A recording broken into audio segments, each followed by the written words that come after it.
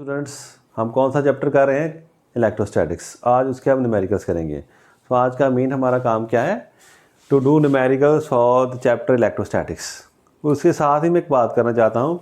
कुछ बच्चे मुझे मैसेज कर रहे हैं कि उनका बिहार बोर्ड का ये सिलेबस है, fundamentals of electrical and electronics engineering, जिसमें ये आप देख रहे हो कौन सी यूनिट्स हैं। फर्स्ट यूनिट है ओवरव्यू ऑफ इलेक्ट्रॉनिक कंपोनेंट्स, जिसमें हम एक्टिव पैसिव कंपोनेंट्स हैं, रजिस्टर्स है, फैट वगैरह सारे वो हैं, इसमें आते हैं। ओवरव्यू ऑफ एनालॉग सर्किट्स, जिसमें मेन के लिए ऑपरेशनल एम्पलीफायर है, उसकी एप्लीकेशंस हैं। और थर्ड यूनिट है उसके पास ओवरव्यू ऑफ डिजिटल इलेक्ट्रॉनिक्स, जिसमें बुलियन अलजेब्रा क्या होता है ना, 1 1 2 2 जैसे करके गेट्स वगैरह एंड और नेट सारे गेट आ जाते हैं इसमें। और फोर्थ में इलेक्ट्रिक एंड मैग्नेटिक सर्किट्स हैं, जिसमें हम EMF, potential difference, power, energy and so on, Faraday law, Lenz law, सारा जो करते हैं फिजिक्स में वही पढ़ते हैं वहीं पर, है ना। और फिफ्थ यूनिट है हमारे पास वीएसी सर्किट्स, जिसमें हम करेंगे RMS value, peak factor, phase angle, star delta connection, जब हम एसी सर्किट्स को डिस्कस करते हैं। लास्ट चैप्टर है ट्रांसफार्मर्स एंड मशीन्स, जिसमें उसकी ईएमएफ इक्वेशन कैसी है, ट्रांसफॉर्मेशन रेशियो कैसी है, और प्रिंसिपल ऑफ वर्किंग क्या मोटर्स का। कहने का मतलब ये काफ़ी पोर्शन जो है विच इज़ क्या बड़ा रिजेंबल करता है फिजिक्स के साथ। तो बच्चे कह रहे सर आप भी करा दो। अगर तो आप कहीं से कर रहे हो किसी चैनल से तो वेल एंड गुड, बड़ी अच्छी बात है। अगर फिर भी आप चाहते हो कि मैं कोई हेल्प कर सकता हूँ आपकी और कुछ बच्चों को इसका फ़ायदा हो, तो मैंने नंबर लिख दिया यहाँ पर।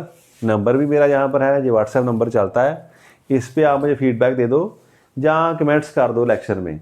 अगर आएगी फ़ीडबैक अच्छी कि हाँ बच्चों को ज़रूरत है, तो मैं एफर्ट करूँगा। अदरवाइज़ जो हमारा सिलेबस चल रहा है वो रह गया हमारे पास। इसके बाद लास्ट चैप्टर है, आज का लास्ट लेक्चर इस चैप्टर का। इसके बाद 4 चैप्टर हैं, वो भी जल्दी जल्दी 7 और 8 लेक्चर्स पर हो गए हमारे उसके यूनिट के लिए। तो वो सिलेबस कवर हो जाएगा जून में मेरे ख्याल से अच्छे से। तो अगर आप चाहते हो कि यार ये भी करना है तो मुझे फ़ीडबैक दे देना, फिर उस हिसाब से मैं तैयारी अपनी कर लूँगा। Thank you. चलो फिर शुरू करें अपनी क्लास।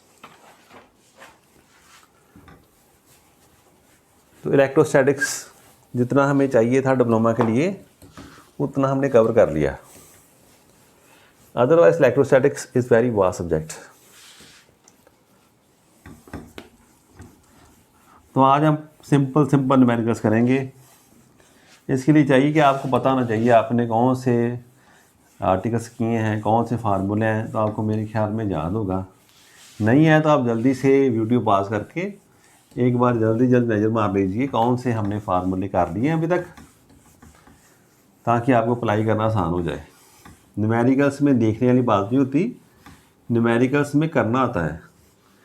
टीचर साथ साथ कराता है और आपने साथ इसको करना। नंबर नोट कर लिया ना?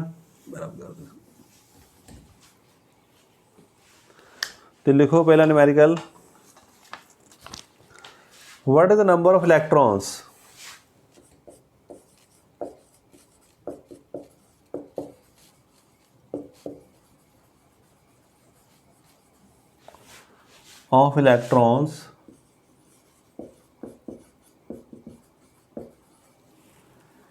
when a charge of 1 coulomb is given to a body.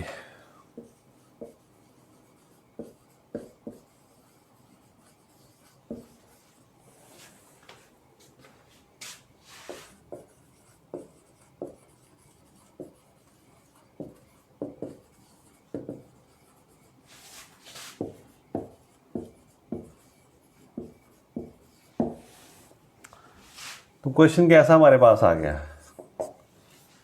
कहता है किसी बॉडी को हमने कितना चार्ज दे दिया, 1 कूलम चार्ज दे दिया, तो बताओ कितने इलेक्ट्रॉन्स वहाँ से शिफ्ट हुए होंगे। अगर तो नेगेटिव चार्ज है तो उसको हम इलेक्ट्रॉन्स देंगे, अगर पॉजिटिव चार्ज है उससे इलेक्ट्रॉन्स हम ले लेंगे। तो कितने इलेक्ट्रॉन्स की इक्विवेलेंट ये चार्ज है? तो आप क्या कहोगे? आपको पता क्या होता रिलेशन? एन ई पढ़ा था आपने, quantization of charge. This is charge number and this is charge on electron. तो आप नहीं याद हो जाए चार्ज ऑन ए बॉडी, ये सिर्फ आपको रिमाइंड कराने के लिए। नंबर ऑफ इलेक्ट्रॉन्स एक बात इनटू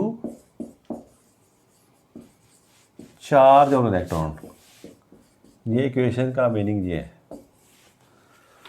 हमने क्या फाइंड करना, we have to find, we know that Q में क्या दिया, क्यू इज 1 कूलम, 1 कूलम दिया। इलेक्ट्रॉन पर चार्ज कितना आता है 1.619 कूलम। तो इट मीन्स नाउ क्यू क्या हमारे पास, क्यू इज एन ई, हमें एन फाइंड करना है, क्यू अपॉन ई। तो क्यू कितना 1, तो 1.6 ऐसे 90 से करो डिवाइड, करो ट्राई, देखो कितना आंसर आता, करके देखोगे it comes out to 6.25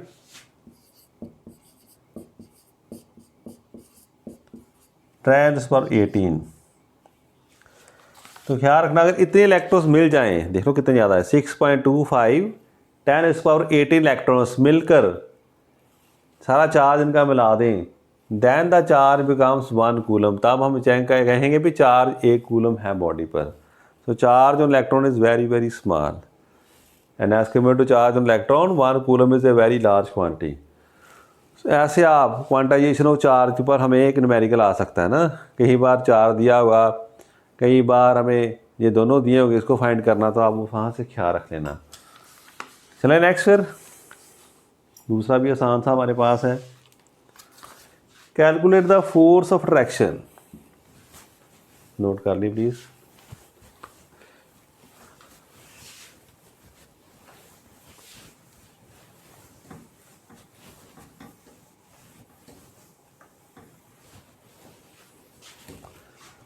second says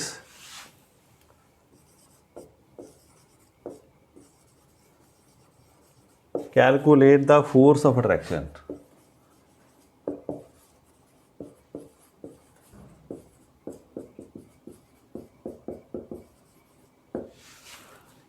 Between a proton and electron.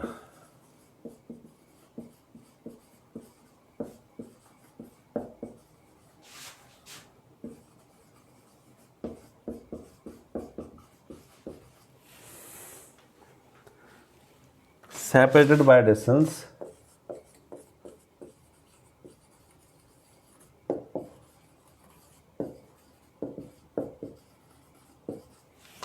0.8 Fermi.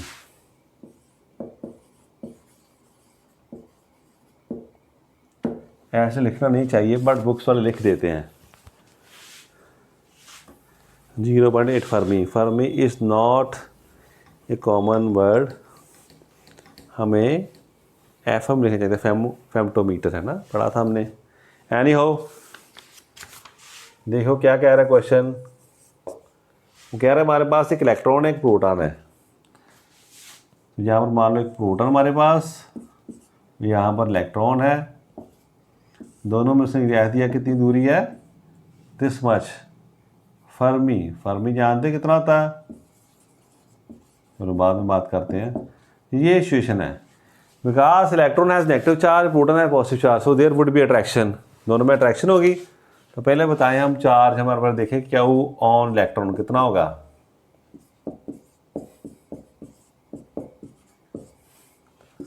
Charge on proton वो भी बिल्कुल सेम पता आपको, दोनों का मैग्नीट्यूड सेम होता है।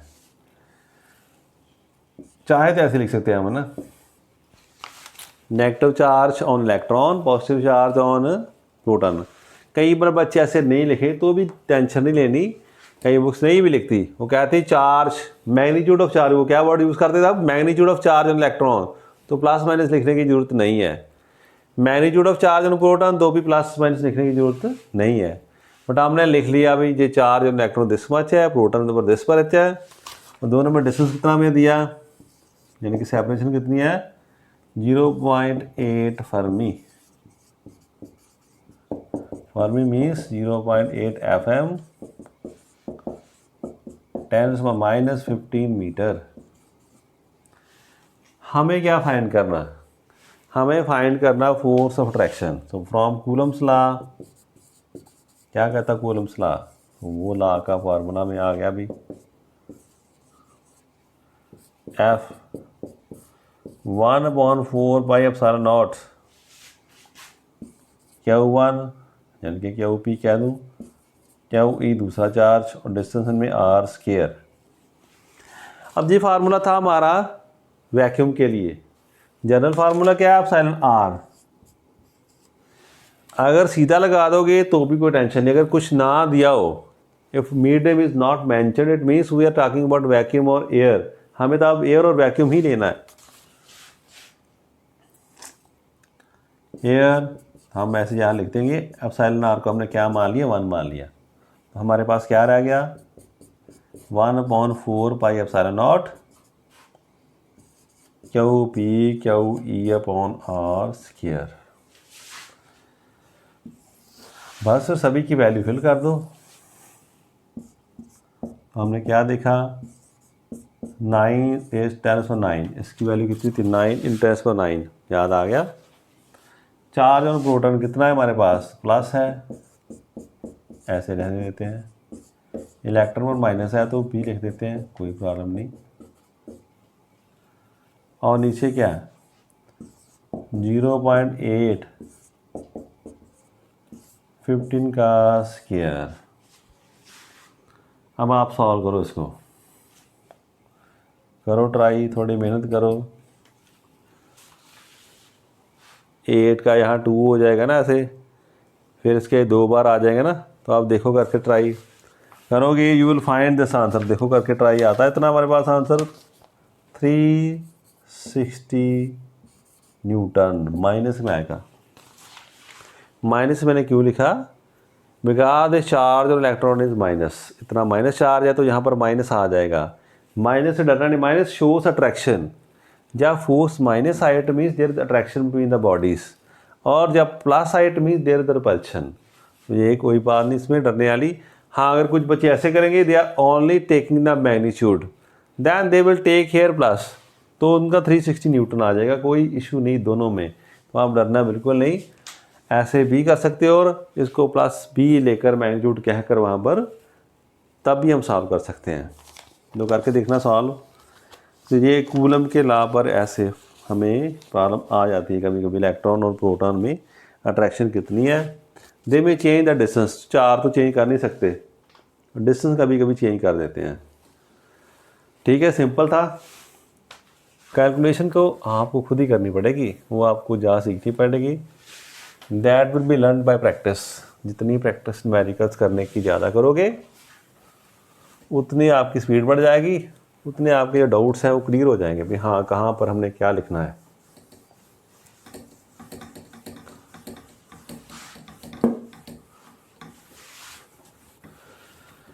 Next, what is the magnitude of A point charge chosen so that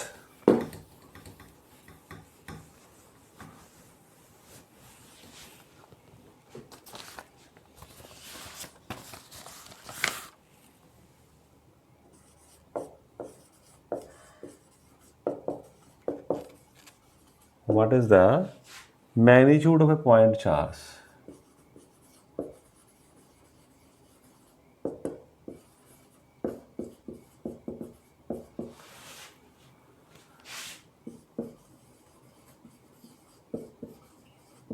Chosen so that electric field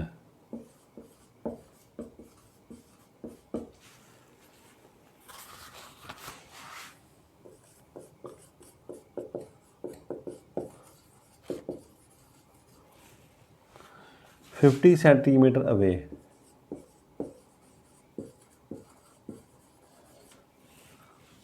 has the magnitude of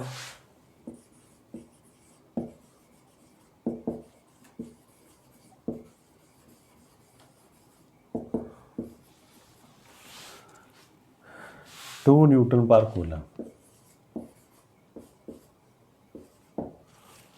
question देख लो अच्छे से, क्या कह रहा है? What is the magnitude of point charge chosen.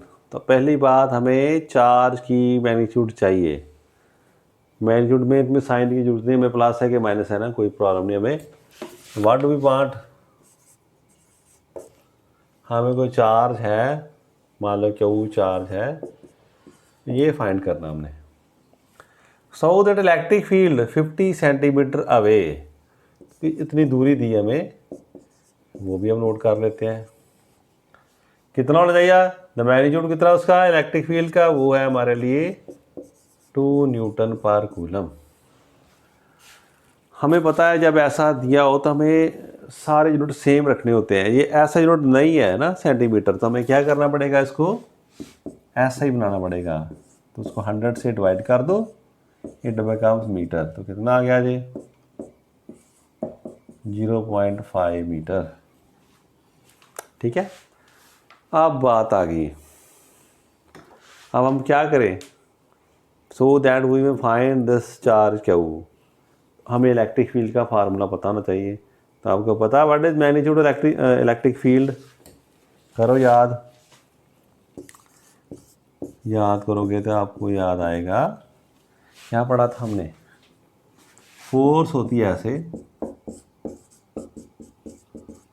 मान लो एक चार्ज क्यू है, एक चार्ज है क्यू नॉट, दोनों में फोर्स इतनी है। ये चार्ज इस चार्ज पर इतनी फोर्स लगा रहा है, इतनी फोर्स लगा रहा है। Force per unit charge, unit charge पर कितनी फोर्स लगेगी, तो 4 से हम डिवाइड कर दे तो इतनी आ जाती है हमारे पास। आया याद? इसे हम क्या कहते हैं, इलेक्ट्रिक फील्ड कहते हैं। Electric force per unit charge को हम क्या कहते हैं, इलेक्ट्रिक फील्ड कहते हैं। तो आपको फार्मूला याद होना चाहिए था 1/4πε0 Q/r²। ठीक है, बात पता चली आपको।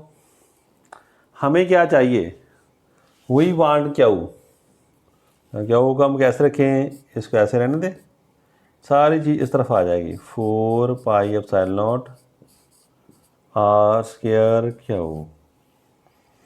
तो फिर हम इसको रिवर्स कर देते हैं ऐसे।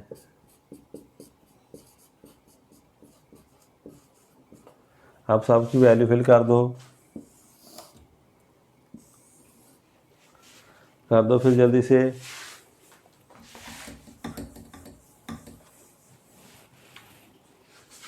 हाँ जी, देखो बेटा, इसकी वैल्यू में क्या दी है 2, इसकी वैल्यू क्या होगी 1/4πε की 9 तो ये 1/दिस आ जाएगा, 1/ उल्टा हो गया ना 9 r², r कितना हमारा 0.5, इसका स्क्वायर। इसे सॉल्व कर दो, अब देखो कितना चार्ज आ रहा। तो अगर आप सॉल्व करोगे तो देखोगे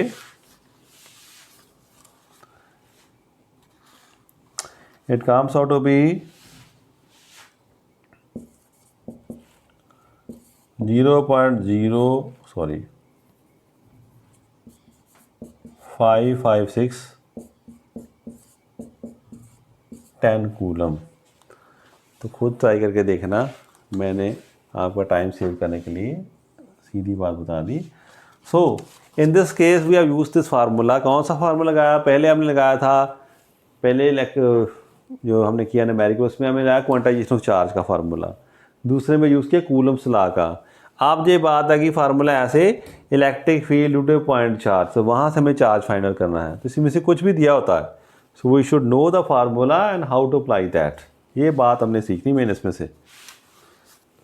हो जाएगा, सिंपल था ये भी। आओ नेक्स्ट चलें, नोट कर लो।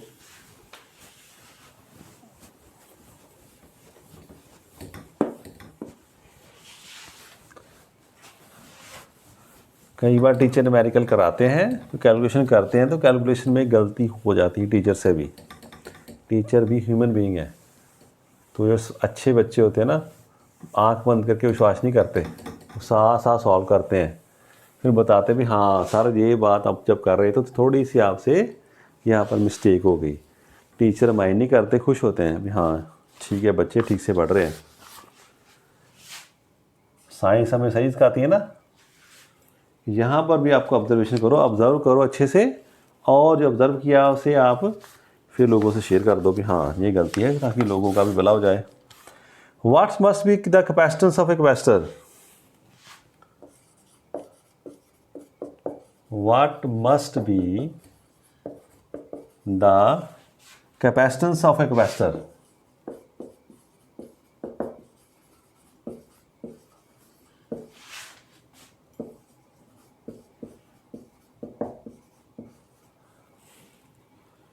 विच is to store a charge of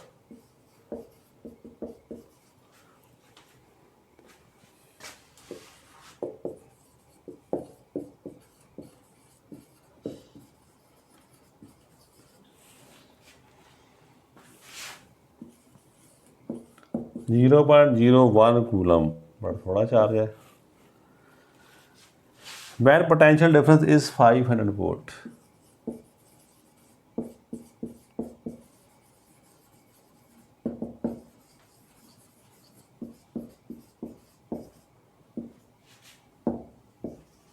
यहाँ पर लाइट होगी तो आप यहाँ लिख लो 500 वोल्ट।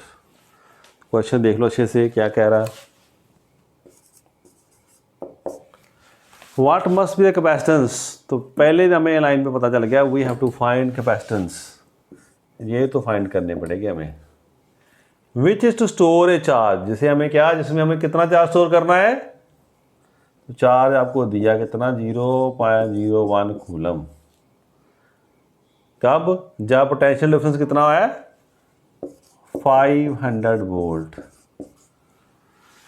तीन बातें आपको दे दी हैं, दो दे दी, तीसरी आपको फाइंड करनी है। तीनों के में रिलेशन को याद हो आपको, तो पता आपको from the very definition of capacitance जब हमने पढ़ी थी ना, कुछ ऐसा किया था, जैसे जैसे चार्ज बढ़ता है तैसे तैसे वोल्टेज भी बढ़ती है ना, तो फिर यहाँ पर आ जाता था कांस्टेंट। तो सी क्या है, क्यू अपॉन वी। कैपेसिटेंस क्या होती है, charge given to the capacitor divided by the voltage develop, जो पोटेंशियल डिफरेंस डेवलप हुआ था। तो वी नो, अगर फार्मूला याद है आपको तो क्या कहोगे, कैपेसिटेंस क्या होती है क्यू अपॉन वी। तो बड़ा आसान काम था हमारे लिए, बच्चे ये भी नहीं करते बिकॉज उनको फार्मूला याद नहीं होता। 500 से डिवाइड कर दो, ऐसे करो जल्दी से, देखो फिर क्या है आंसर हमारे पास। करोगे तो यू विल फाइंड दैट, हम इसे ऐसे लिख सकते हैं,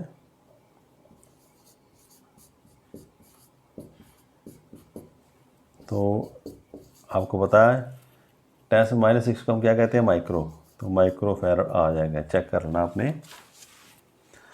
2 और 2 0 4 होगी ना, फिर देखना कहाँ से आती है ना, तो आपको करके देखना, it would be 20 micro farad, check कर लेना।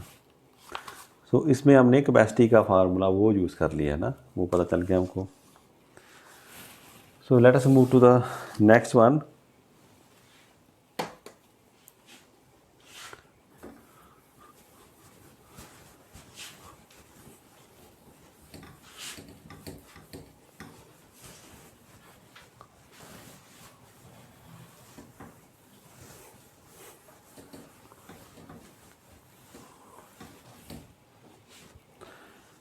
Find the capacitance in microfarad. Unit उसने पहले बता दिया आपने। Find the capacitance in microfarad.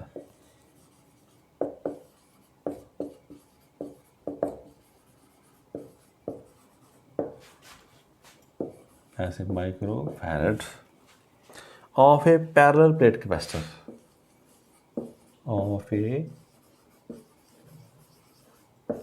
Parallel plate capacitor consisting of 2 plates. हमें पता है पैरेलल प्लेट कैपेसिटर में 2 प्लेट्स होती हैं, of 2 plates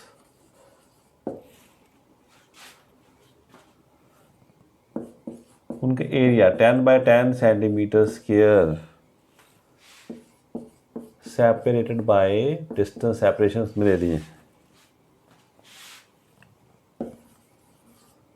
1 mm mica sheet of dielectric constant,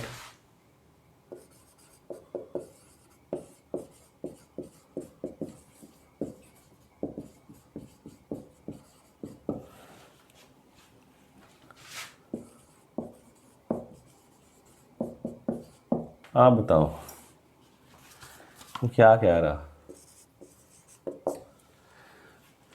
parallel plate capacitor की बात हो रही है। आपने पढ़ा पैरेलल प्लेट कैपेसिटर में क्या होता था, पहले प्रिंसिपल देख लो आप। ऐसे किया था हमने ना, एक हमारे पास था ऐसे कंडक्टर, उसको हमने चार्ज दिया,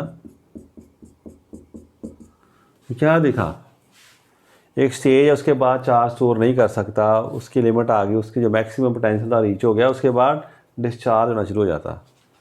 फिर हम एक और जहाँ पर लेकर आए थे अनचार्ज, इसे ऐसा ही लेकर आ गए प्लेट साथ में।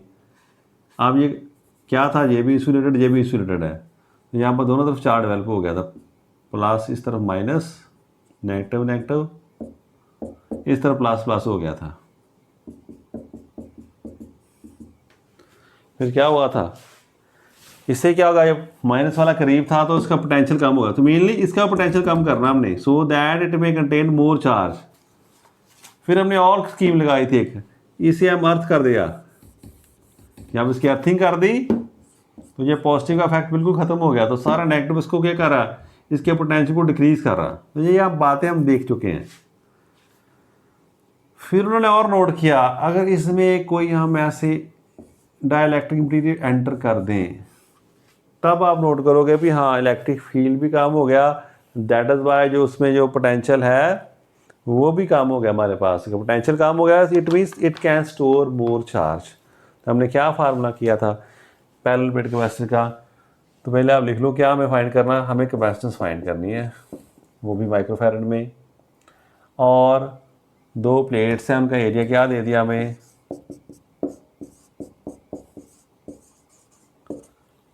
और हमें क्या दे दिया, सेपरेशन दे दी दोनों में 1 mm, और डाइलेक्ट्रिक कांस्टेंट हमें ऐसे कह दो, और के जो भी लिखना चाहते हैं आप, बताया था ना एक ही बात होती है, रिलेटिव परमिटिविटी और डाइलेक्ट्रिक कांस्टेंट, बात एक ही है, नाम दो इनके 6। क्या फार्मूला पढ़ा आपने, वी नो कैपेसिटी क्या होती है, ये पढ़ा था आपने, ये भी साथ में होता है ना, epsilon naught epsilon R A upon D, ऐसा हमने किया था, आया याद। तो बस अब सबकी वैल्यू फिल करनी है, कर दो, तो बच्चे करने लगते हैं, फिर टीचर रोकता है नहीं देखो यूनिट्स है सभी क्या सही, तो आपको नहीं, ये भी 10 सेंटीमीटर, ये भी 10 सेंटीमीटर, तो हमें क्या करना पड़ेगा, पहले वाले को मीटर में आते हैं, ऐसे करना आसान है। अब क्या बन गया, ये मीटर स्क्वायर बन गया हमारे पास, एक यहाँ से एक यहाँ से 0.01 मीटर स्क्वायर। इसके बारे में क्या ख्याल है, इसे हमें 1000 से डिवाइड करेंगे तब जाकर मीटर बनेगा, 0.01 मीटर। अब बात ठीक है, यूनिट ठीक है, ये यूनिट लेस है, तो आप इसकी वैल्यू आप फिल कर दो, फिर सॉल्व करो, ऐसे सिंपल ही न्यूमेरिकल आपको आते हैं। एप्सिलॉन नॉट की वैल्यू क्या होती है, 854 की ऐसी होती है ना, -12, फिर हमें क्या दे दिया, ये 6 आ गया हमारे पास, एरिया कितना आ गया, 0.01 मीटर का स्क्वायर है, और नीचे हमें दिए 0.001, ये आ गया ना, मतलब ये करो कैलकुलेटर, जल्दी से निकालो कैलकुलेटर अपने, देखो क्या आंसर आ रहा। तो जो मैंने फाइंड किया है वो 5.3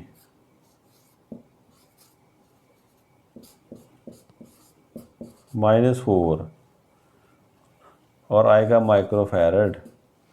जब आप करोगे यहाँ पर -10 आ जाएगा, उसके बाद आपका क्या आएगा, यहाँ पर 5.3 -10 फैरड, तब उसमें से -6 ले लोगे तो ये माइक्रो आ जाएगा।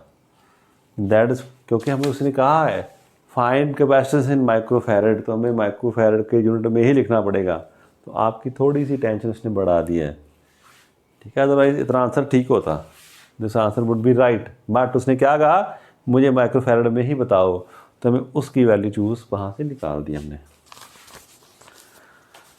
ठीक है। तो इसमें हमें क्या, इस न्यूमेरिकल से हमें क्या पता चला, we are to deal with parallel plate capacitor, उसकी प्रॉपर्टी क्या होती है, जब डाइलेक्ट्रिक उसमें इंसर्ट कर देते हैं तो कैपेसिटी बढ़ जाती है, एयर हो तो कैपेसिटी कम होती है उसकी।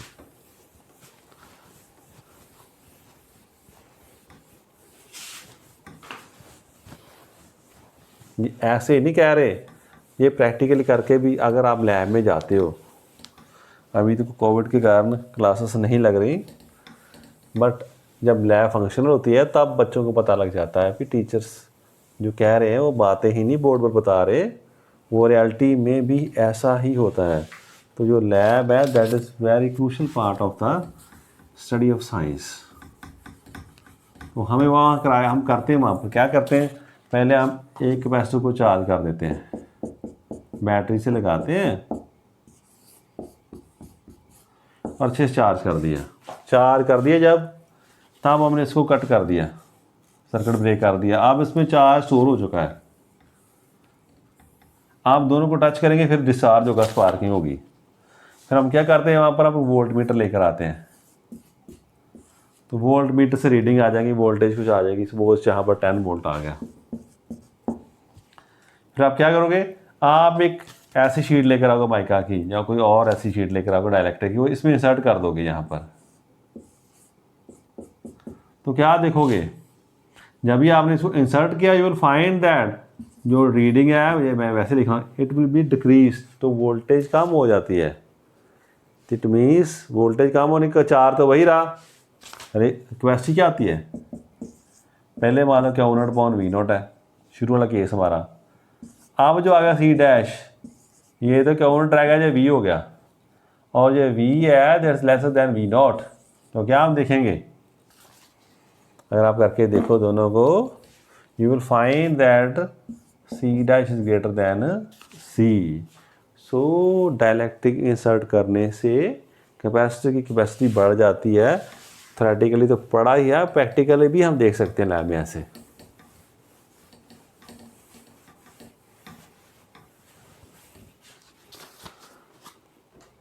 नेक्स्ट जो बच्चों के फेवरेट हैं वो हम कर लेते हैं, 3 identical capacitors of capacitance C।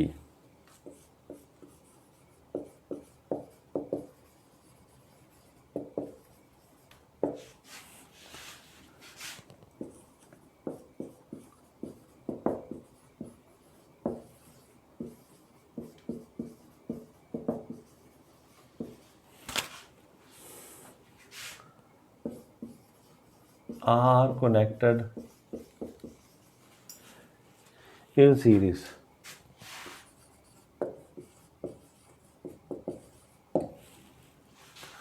This combination is connected with one more similar capacitor.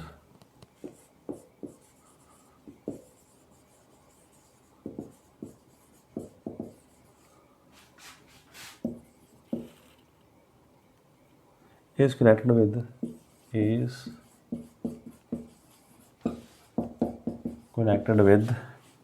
one more similar capacitor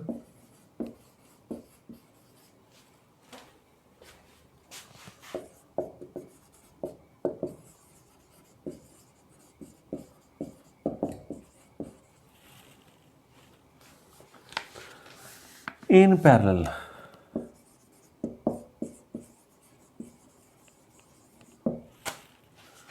Find the capacitance of 4 combination.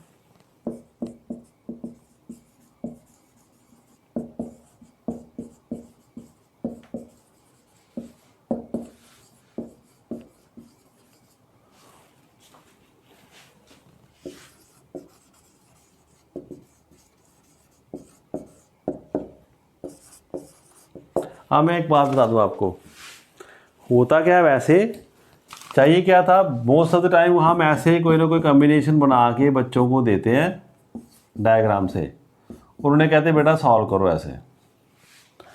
But exam में क्या होता है, ज़्यादातर एग्ज़ाम जब लेते हैं तो यह डायग्राम हम बना के देते हैं, वो जब तक छपते पेपर में जाती है तो डायग्राम चेंज हो जाती है, उसकी वैल्यू चेंज हो जाती है। उसको डिटेक्ट करना वही कर सकता है जो टीचर ने पेपर सेट किया हो, या एक्सपर्ट ही कर सकता है। जो लिखा था वो कोई भी ऐसे चेक कर सकता है, स्पेलिंग वगैरह। इस कारण टीचर्स अवॉइड करते हैं कि डायग्राम कम ही शो की जाए एग्ज़ाम में, तो वो अवॉइड करके ऐसे उसे रिटर्न में दे देते हैं, तो इससे बच्चों की टेंशन बढ़ जाती है। उनको इमेजिन करना पड़ता फिर कि सर्किट कैसा होगा। तो कोई बात नहीं, बच्चे बड़े सियाने आजकल के वो इमेजिन कर सकते हैं। तो करो इमेजिन। आप क्या कह रहा है वो, 3 identical capacitors of capacitance C, कहते 3 बिल्कुल एक जैसे कैपेसिटर्स हैं जिनकी कैपेसिटेंस कितनी है सी, हर एक की सी है, सीरीज़ में लगे हैं। तो मैंने सोचा ऐसे ही कर देते हैं, सीरीज में पता मुझे बताया गया था ऐसे, फिर उसको आगे दूसरा, फिर उसके आगे तीसरा, ये B C, J B C, J B C. अब this combination is connected with 1 more similar capacitor in parallel. ये सारा कॉम्बिनेशन जो है इसको क्या करो आप, इसको एक ऐसे और लगा दो,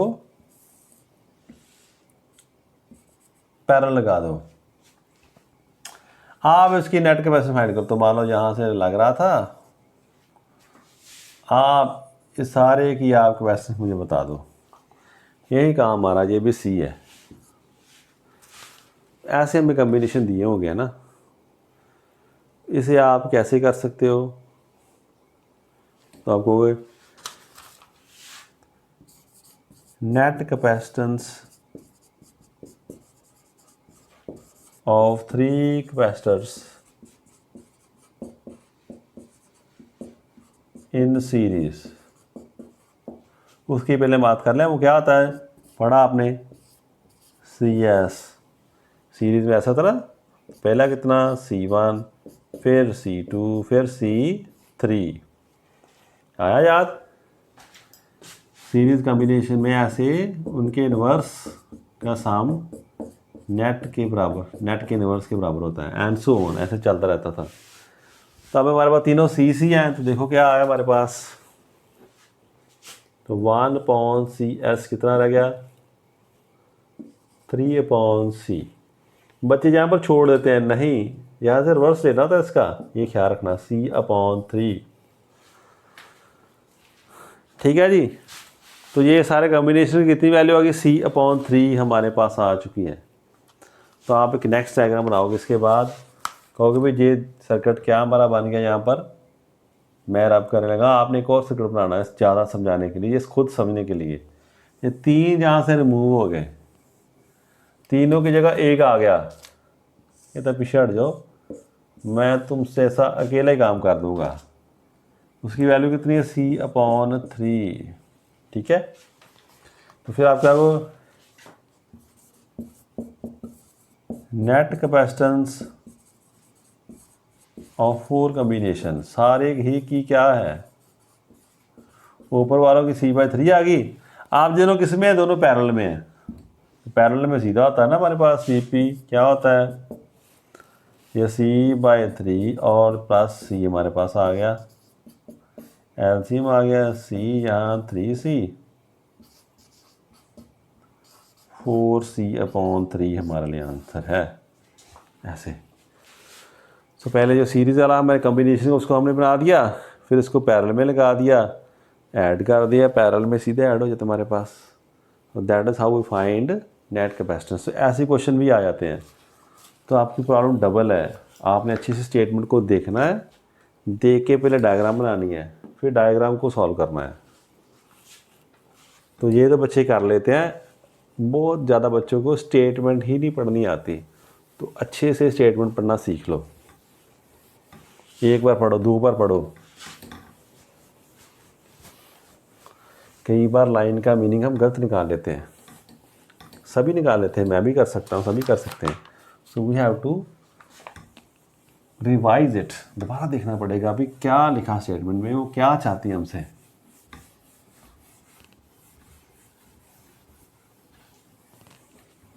एक और ट्राई करें।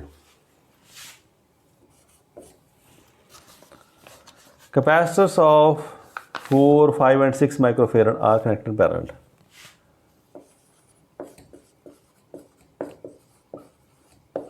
कैपेसिटर्स ऑफ, एक सेकेंड,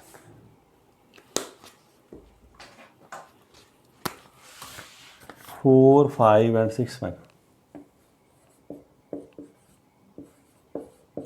6 microfarad are connected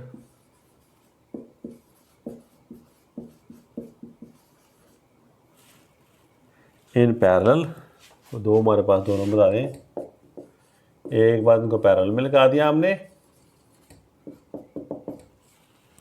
और दूसरी बार किसमें लगा दिया हमने, सीरीज में। Compare the effective resistance in the two cases.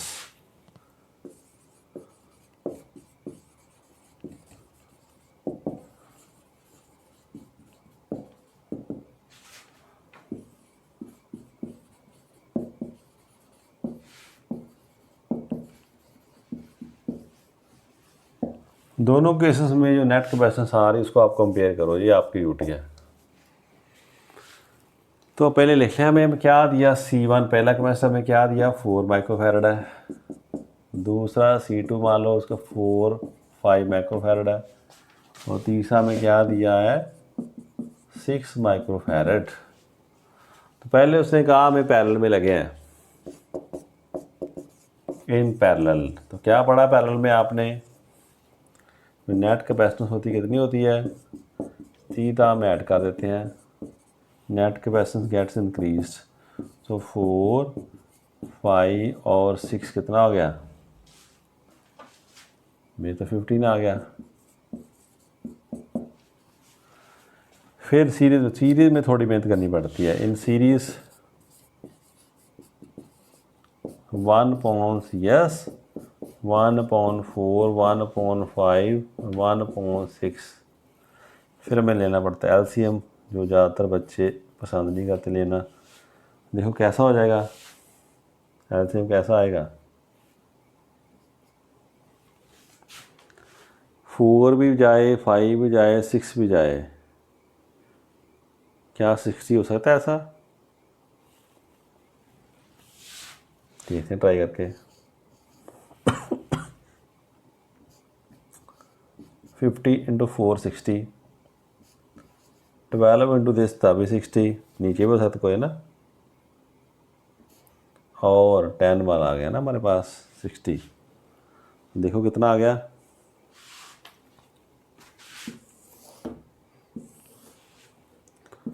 1/this, हाँ जी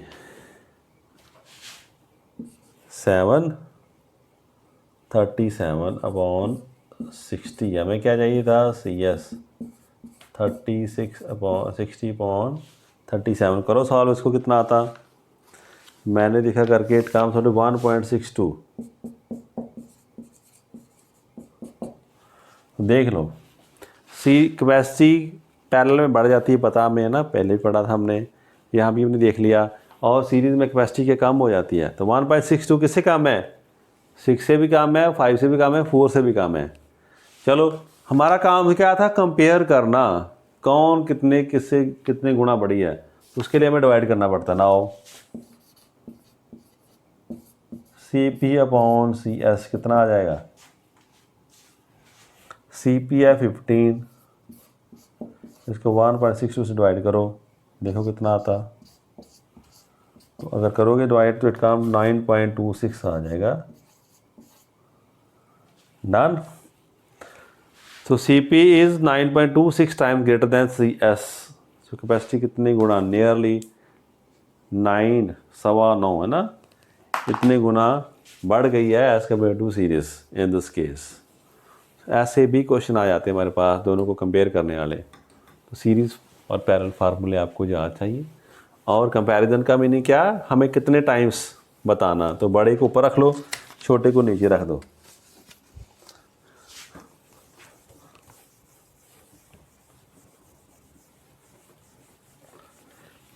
तो टाइम काफ़ी हो रहा है, एक क्वेश्चन हम और ट्राई कर लेते हैं।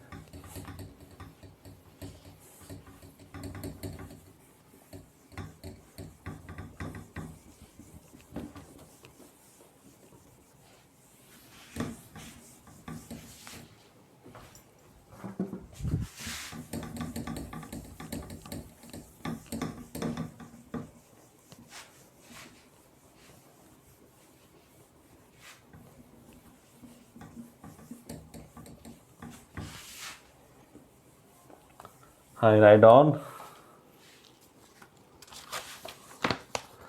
Find equivalent capacitance of combination. Find equivalent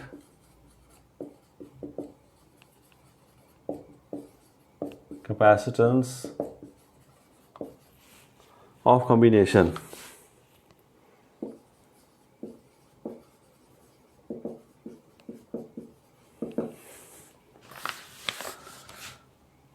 कैसा कॉम्बिनेशन है हमारे पास, ऐसे दिया, फिर दूसरा दे दिया, फिर थोड़ा आगे जाके तीसरा में दे दिया, और ऐसे कह रहे यहाँ पर पॉइंट बी है, यहाँ पर पॉइंट ए। आसान है, कितना आसान है ना। तीनों सी सी हमारे पास हैं, देखो कितना आ गया, A B C, J B C, J B C. और वो आपको खुश नहीं होने देगा, वो कहेगा यहाँ पर आ जाओ, यहाँ से कनेक्शन लो, इस तरफ आ जाओ, ऐसे, ठीक है जी। फिर यहाँ से एक और कनेक्शन लो, इस तरफ आ जाओ। आप बताओ आप क्या करोगे? ऐसा भी क्वेश्चन आ सकता हमें, this type of combination is also given. तब हमें टेंशन पड़ जाती है, क्या करें अब इन दो को देखें तो पैरेलल में है, साथ में ये भी आ जाता है। इनको देखें है ना, इसे ऐसे ही सॉल्व करना डिफ़िकल्ट हो जाता है हमारे लिए। इसे हम फिर क्या देखते हैं, वो use here as a bridge, इसको ऐसे थोड़ा घुमाते हैं अपने मन में, ठीक है, थोड़ा घुमा के हम ऐसा कॉम्बिनेशन तैयार कर लेते हैं अपने मन में। ऐसा भी पता चलेगा आपको मैं क्या कह रहा हूँ।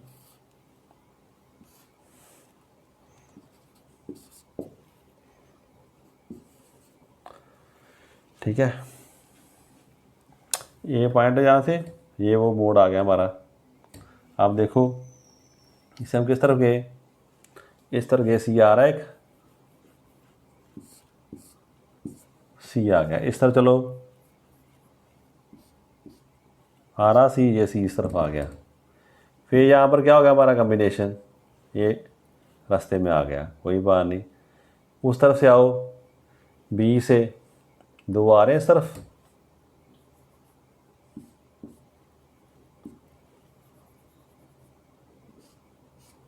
ए बी सी, ये बी सी। आप देखो इन दोनों में, इन दोनों के बीच और इन दोनों के बीच, जो बी की तरफ है ना, इन दोनों के बीच, इन दोनों के बीच यहाँ पर एक कैपेसिटर आ जाता है हमारे पास, ऐसा सर्किट बन जाता है। देखो इनको फील करके, क्या मैं बता रहा हूँ आपको, बात ठीक नहीं ऐसे हो रही। मान में घुमाओ अपने को, इस पिक्चर को ऐसे करके देखो सारा। फिर ये कनेक्शन मेरा कहाँ पर लगा है, अगर लिखना नाम इनका तो मैं पेन दूसरा यूज़ करता हूँ, सपोज ग्रीन पेन है। इसमें कह दूँ ये पॉइंट है एक, ये है हमारा दो, ये तीन कनेक्शन है, ये चार है ना मान लो। तो ये एक आ गया, एक से आप देखो, एक से दो रास्ते बन गए, ठीक है। ऊपर जा रहा, ऊपर जाकर पर रुकता जाकर तीन पर, तो मैंने कहा तीन पर लगा दो, यहाँ पर नंबर लगा दिया। ये कहाँ पर रुकता जाकर, इसका कनेक्शन है दो पर, इसके बाद नंबर दो आ रहा है, इसके बाद नंबर तीन आ गया, ठीक आ गया। अब देखो तीन से हम कहाँ पर गए, तीन से गए चार तक रास्ता है ना, तीन से चार चले गए, डन। इस तरफ देखो दो से भी चार की तरफ चले गए, ये भी बात ठीक है। दो और तीन के बीच में देखो, दो और तीन दोनों के बीच में एक कैपेसिटर लगा है ना, आप समझो लग गया ना, तो ये भी सी हमारा आ गया। ऐसा कॉम्बिनेशन है। आप कहोगे ये कौन सी आपने बड़ी बात कर दी, आप ऐसे देखोगे तो ये दोनों लगते सीरीज में, ये भी लगती सी, पर ये पंगा डाल रहा है। अब अभी आपने ब्रिज का कंसेप्ट नहीं पढ़ा, जब हम नेक्स्ट चैप्टर पर शुरू करने वाले हैं वहाँ पढ़ेगा व्हीटस्टोन ब्रिज। कौन सा पढ़ेंगे, व्हीटस्टोन ब्रिज। उसमें हमें ऐसा रेजिस्टेंस चाहिए, तो कैपेसिटेंस है, रेजिस्टेंस भी आएगी। रेजिस्टेंस भी एक सिंबल होता है which is for the opposition to the current. तो उसमें हम क्या देखेंगे, हम मान लो मैं को बुक लेकर आता हूँ, फिर आपको समझ आएगी बात मैं क्या कह रहा हूँ। मेरे पास ये बुक है, देख रहे हो, इसकी 4 साइड्स हैं। तो मैं ऐसे रख दूँ इसको, अगर इस वाला पासा ये साइड ऊपर होगी तो it will flow like this, इस तरफ फ्लो होगा। ये ऊपर होगा तो it will flow like this, ऐसे फ्लो होगा। इट मीन्स अगर ये हायर पोटेंशियल पे है तो करंट किस तरफ जाएगा, इस तरफ जाएगा। अगर ये हायर पर तो करंट इस तरफ जाएगा। बट क्या है, इस समय सारे कैपेसिटर्स की कैपेसिटी क्या है, सेम है। So the bridge is balanced, ये ब्रिज बैलेंस है, सारे एक ही लेवल पर है हमारे, सारे एक ही लेवल पर होंगे तो क्या होगा, it will not move anywhere, ये दोनों के बीच मूव नहीं करेगा। तो सेम हियर, तो आप कहोगे, क्या कहोगे यहाँ पर, द ब्रिज इज बैलेंस्ड। ठीक है जी।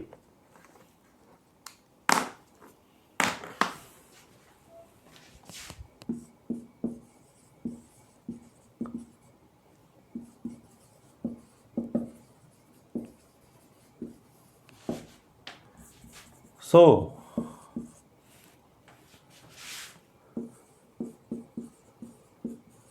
capacitor between points 2 and 3 is inactive. So equivalent circuit is, जब आप कह दो कि बैलेंस है तो फिर ये सर्किट ऐसा ना रहकर कैसा बन जाएगा। तो आपने ड्रा करा नेक्स्ट सर्किट, ये मैं यहाँ पर अब कर रहा हूँ, नेक्स्ट कर लो समझने के लिए। ये इसका फिर मीनिंग नहीं रह जाता, दोनों तरफ से करंट तो आ नहीं सकता, तो ये चार्ज होगा ही नहीं, इसी कोई फर्क नहीं पड़ता। सर्किट हमारा ऐसा बन गया। अब आप कर सकते हो इसे कैसे सॉल्व, आप वो देखोगे ना। सो इन पाथ 1 3 4 या 1 2 3 2 4, ऐसे मर्जी लिख लो आप, ऐसे पाथ है। अगर इनके नाम रखें BCD, तो आप, मैंने कहा पहले A भी है, B भी है, C भी है, तो क्या रखें इनका नाम, है ना। तो अगर चाहिए तो आप नाम भी रख सकते हैं। फिलहाल हमें इसमें क्या है, दोनों सीरीज में है, तो क्या होगा इसका कॉम्बिनेशन 1/CS 1/C 1/C, कितना आ गया 2/C। तो हमारे पास CS कितना आ गया, C/2। देखो आराम से, ये भी C, तो 1/CS डबल हो गया, 2/C, तो CS half, it is half question यहाँ पर आ गई। नेक्स्ट सिमिलरली पाथ हम ले लें 1 2 2 2 3, ऐसे। इसमें क्या है, इस पाथ हम गए 1 2 2 2 2 3, इसमें हमने क्या देखा,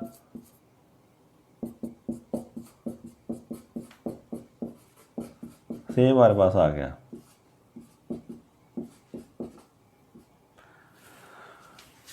अब मैं इसको और अब कर दूं, इसे रब कर दूं, इसकी जगह क्या बन जाएगा हमारे पास सर्किट, तो सर्किट के ऐसा बन गया।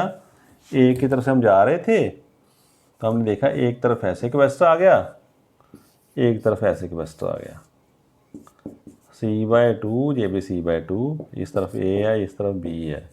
अब क्या कहोगे, बोथ आर इन पैरेलल, तो नेट कैपेसिटेंस कितनी आ गई, ये C पैरेलल, C/2 कितनी आ गई, C आ गई। नेट कैपेसिटेंस हमारी कितनी आ जाती है, C आ गई है। समझ आ गई। थोड़ा सा आपको तंग करने वाला मेडिकल है, पर करना पड़ा, कोई बात नहीं, आपका अच्छा लगा ना, दिमाग ठीक हो जाएगा। ऐसा भी हो सकता है कभी कभी ऐसा सर्किट आ जाए, ऐसा रेजिस्टेंस में भी आएगा, तो आप देख लें अगर सभी चीज़ें बैलेंस होगी तो जो कॉमन होगा दैट वुड बी इनएक्टिव, उसको हम कंसिडर नहीं करेंगे, देन वी विल फाइंड। सो ये कुछ न्यूमेरिकल्स हमने किए, ये ख़त्म नहीं हुआ अभी। आप अपनी बुक को देखो, नेट को देखो, अच्छे से और न्यूमेरिकल्स करो। कोई मुश्किल आए तो आप मुझसे बात करना। मैंने नंबर अपना बता दिया था लेक्चर के शुरू में, तो आप हो सकता है व्हाट्सएप मुझे कर दिया करो, अगर लेक्चर में वो देना कमेंट में मुश्किल आती है, उसमें कर दो, फिर मैं लेक्चर में करा दिया करूँगा। तो ग्रुप बन जाएगा एक, तो ग्रुप से ही हम वहाँ से जो अपनी प्रॉब्लम्स है वो डिस्कस कर सकते हैं। Thank you class.